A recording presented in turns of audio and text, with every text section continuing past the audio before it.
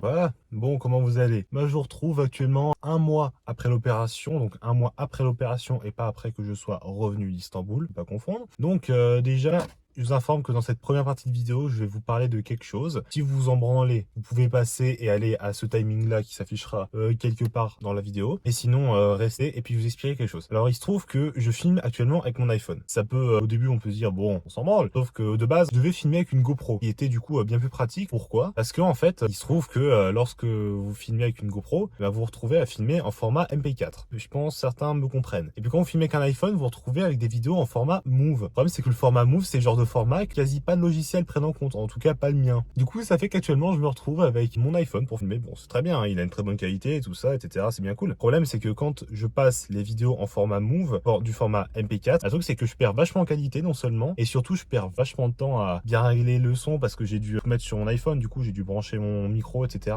Tout ça fait que c'est bien moins pratique. Mais en ce cas-là, pourquoi est-ce que je filme avec mon iPhone et pas une GoPro? Pour la simple et bonne raison que ma GoPro, je l'ai perdue. Alors, attention, je vous le dis tout de suite, c'est pas de la faute de la clinique. Je dis pas qu'ils ont manigancé ça, qu'ils ont rien fait. Je vous explique tout. C'est juste, voilà. Alors, pour vous expliquer, en gros, je suis arrivé donc le 19 avril à Istanbul. Et donc, du coup, il y a un chauffeur qui est venu me chercher. Du coup, ça fait que ce chauffeur vient me chercher, tout ça, tout se passe bien. Et puis, à un moment, je m'assoupis dans la voiture. Et puis, c'est un truc, c'est que j'avais tourné quelques images, vous savez, genre de l'aéroport, de moi qui arrive, tout ça, des débuts de vidéo un peu banal. Puis, je pose la GoPro à côté de moi. D'ailleurs, je vous mettrai une photo. D'ailleurs, c'est la dernière photo que j'ai de ma GoPro actuellement.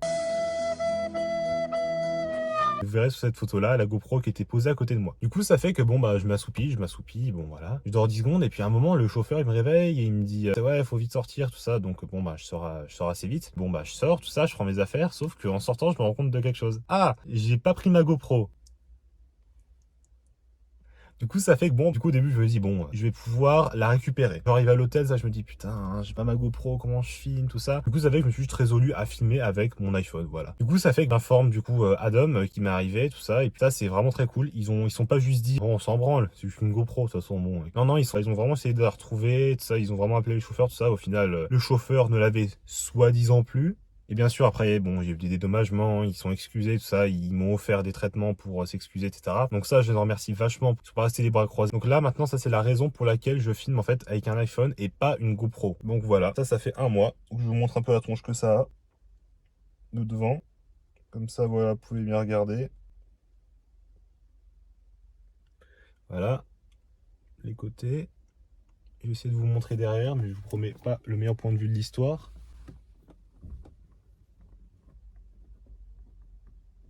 Alors déjà, pour commencer, pour vous dire ce qui s'est passé depuis que je vous l'ai laissé, donc depuis le 10e jour post-opératoire. Un truc, c'est que après ça, toutes les croûtes sont parties, genre, allez, je crois, même pas 4-5 jours après, donc peut-être qu'on était le...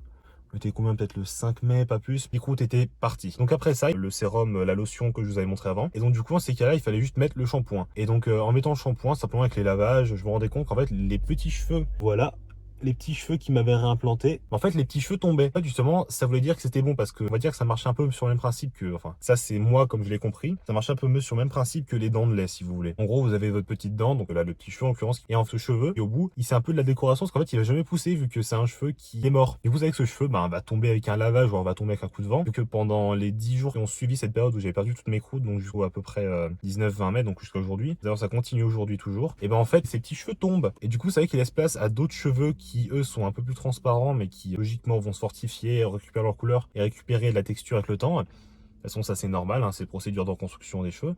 Du coup, ça fait que bah, actuellement, je suis vraiment dans la période où mes nouveaux cheveux arrivent définitivement et où là maintenant, je suis plutôt content parce que vous pouvez voir ça.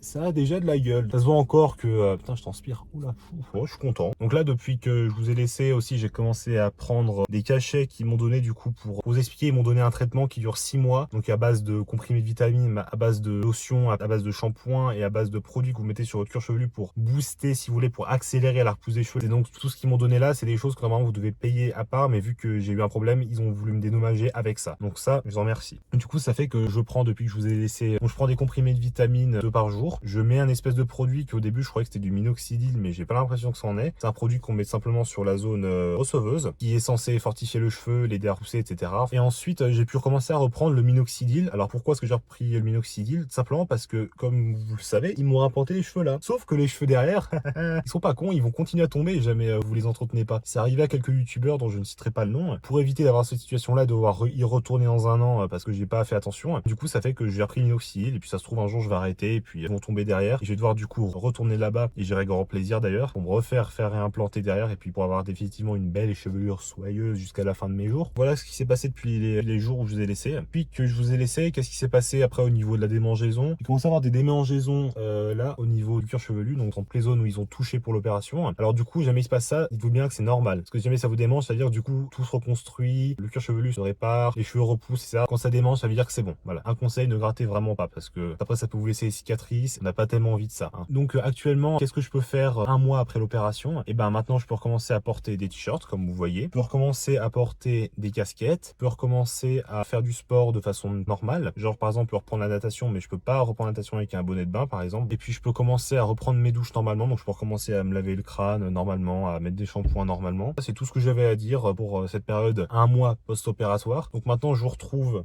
dans une prochaine vidéo pour les 2 mois après l'opération. Donc j'espère que j'ai été clair, j'espère que j'ai dit tout ce qu'il fallait dire. Si vous avez des questions, posez-les en commentaire, j'y répondrai. Et si vous avez des conseils à me donner pour par exemple convertir mes vidéos iPhone en format MP4, j'en serais ravi d'avance. Je vais vous laisser et je vous dis à dans un mois. Ciao.